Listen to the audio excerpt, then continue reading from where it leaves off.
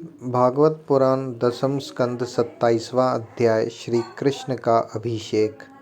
भागवत पुराण दसम स्कंद 27वां अध्याय श्री कृष्ण का अभिषेक। श्री सुखदेव जी कहते हैं, परीक्षित, जब भगवान श्री कृष्ण ने गिरिराज गोवर्धन को धारण करके मूसलधार वर्षा से व्रज को बचा लिया, तब उनके पास गोलोक से कामधेनु बधाई देने के लिए और स्वर्ग से देवराज इंद्र अपने अपराध को क्षमा कराने के लिए आए। भगवान का तिरस्कार करने के कारण इंद्र बहुत ही लज्जित थे, इसलिए उन्होंने एकांत स्थान में भगवान के पास जाकर अपने सूर्य के समान तेजस्वी मुकुट से उनके चरणों का स्पर्श किया।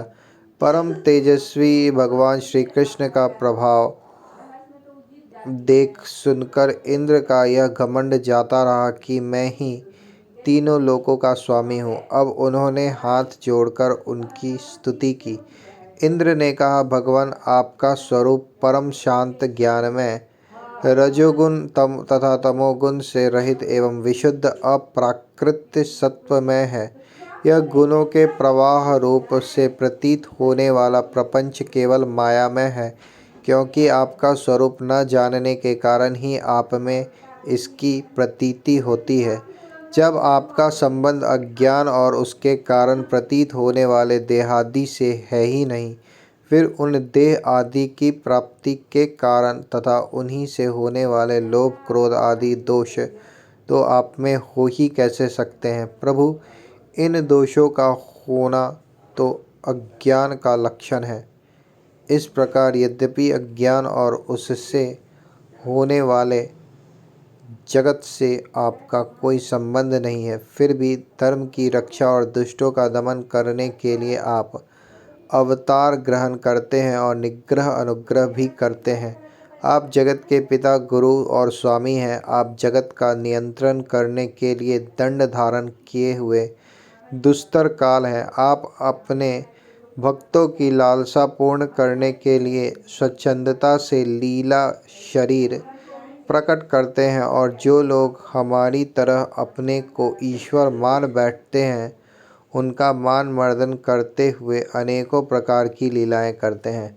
प्रभु, जो मेरे जैसे अज्ञानी और अपने को जगत का ईश्वर मानने वाला है, वे जब देखते हैं कि बड़े बड़े भय के अवसरों पर भी आप निर्भय रहते हैं, तब वे अपना घमंड छोड़ देते हैं और गर्व रहित होकर संत पुरुषों के द्वारा सेवित भक्ति मार्ग का आश्रय लेकर आपका भजन करते हैं। प्रभु, आपकी एक एक चेष्टा दुष्टों के लिए दंड विधान है। प्रभु, मैंने ऐश्वर्य के मद से चूर होकर आपका अपराध किया है, क्योंकि मैं आपकी शक्ति और प्रभाव के संबंध में बिल्कुल अनजान था। परमेश्वर, आप कृपा करके मुझ मूर्ख अपराधी का यह अपराध क्षमा करें और ऐसी कृपा करें कि मुझे फिर कभी ऐसा दुष्ट अज्ञान का शिकार न होना पड़े। स्वयं प्रकाश इंद्रियातीत परमात्मन, आपका यह अवतार इसलिए हुआ है कि जो असुर सेनापति केवल अपना पेट पालने में ही लगे रहे हैं और पृथ्वी के लिए बड़े भारी भार के कारण बन रहे हैं, उनका वध करके उन्हें मोक्ष दिया जाए, और जो आपके चरणों के सेवक हैं, आज्ञाकारी भक्तजन हैं, उनका अभ्युदय हो, उनकी रक्षा हो। भगवान, मैं आपको नमस्कार करता हूँ। आप सर्वांतर्यामी पुरुषोत्तम तथा सर्वात्मा वासुदेव हैं। आप यदुवंशियों के एकमात्र स्वामी, भक्त वत्सल एवं सबके चित्त को आकर्षित करने वाले हैं। मैं आपको बार बार नमस्कार करता हूँ। आपने जीवों के समान कर्मवश होकर नहीं, स्वतंत्रता से अपने भक्तों की तथा अपनी इच्छा के अनुसार शरीर स्वीकार किया है। आपका यह शरीर भी विशुद्ध ज्ञान स्वरूप है। आप सब कुछ हैं, सबके कारण हैं और सबके आत्मा हैं। मैं आपको बार बार नमस्कार करता हूँ। भगवान, मेरा अभिमान का अंत नहीं है और मेरा क्रोध भी बहुत ही तीव्र मेरे वश के बाहर है। जब मैंने देखा कि मेरा यज्ञ तो नष्ट कर दिया गया, तब मैंने मूसलधार वर्षा और आंधी के द्वारा सारे ब्रज मंडल को नष्ट कर देना चाहा। परंतु प्रभु आपने मुझ पर बहुत ही अनुग्रह किया। मेरी चेष्टा व्यर्थ होने से मेरे घमंड की जड़ उखड़ गई। आप मेरे स्वामी हैं, गुरु हैं और मेरे आत्मा हैं। मैं आपकी शरण में हूँ। श्री सुखदेव जी कहते हैं, परीक्षित, जब देवराज इंद्र ने भगवान श्री कृष्ण से इस प्रकार स्तुति की, तब उन्होंने हंसते हुए मेघ के समान गंभीर वाणी से इंद्र को संबोधन करके कहा। श्री भगवान ने कहा, इंद्र, तुम ऐश्वर्य और धन संपत्ति के मत से पूरे पूरे मतवाले हो रहे थे, इसलिए तुम पर अनुग्रह करके ही मैंने तुम्हारा यज्ञ भंग किया है। यह इसलिए कि अब तुम मुझे नित्य निरंतर स्मरण रख सको। जो ऐश्वर्य और धन संपत्ति के मत से अंधा हो जाता है, वह यह नहीं देखता कि मैं काल रूप परमेश्वर हाथ में दंड लेकर उसके सिर पर सवार हूँ। मैं जिस पर अनुग्रह करना चाहता हूँ, उसे ऐश्वर्य भ्रष्ट कर देता हूँ। इंद्र, तुम्हारा मंगल हो। अब तुम अपनी राजधानी अमरावती में जाओ और मेरी आज्ञा का पालन करो। अब कभी घमंड ना करना, नित्य निरंतर मेरी सन्निधि का, मेरे संयोग का अनुभव करते रहना और अपने अधिकार के अनुसार उचित रीति से मर्यादा का पालन करना।